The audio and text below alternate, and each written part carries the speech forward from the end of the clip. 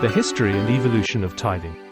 Is tithing a Christian's duty, or is it a misunderstanding of the Scriptures? This question often stirs up spirited debates. It's high time we delve into the history and evolution of tithing to gain a clearer perspective.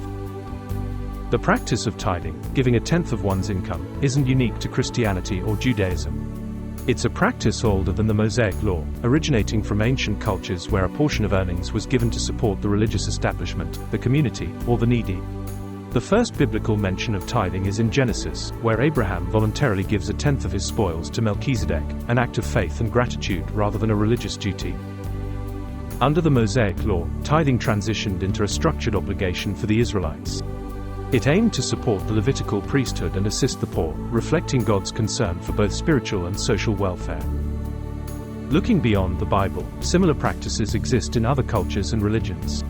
Take Islam's zakat for instance, a form of almsgiving and one of the 5 pillars of Islam, which involves giving a portion of one's wealth to the poor and needy.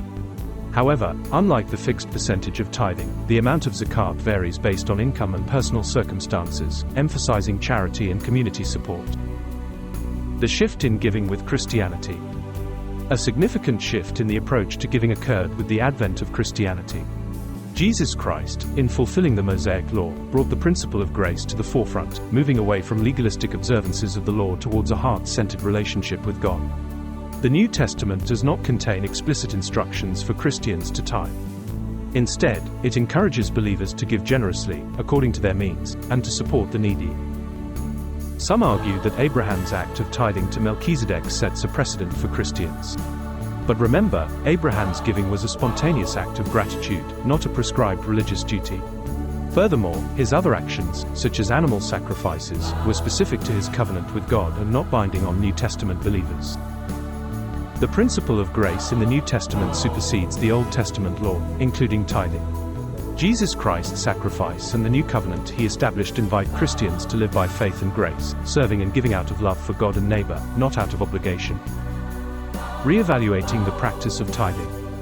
In conclusion, the practice of tithing has evolved significantly over time, from its roots in ancient cultures, through its institutionalization under the Mosaic Law, to its transformation under the New Testament's principle of grace.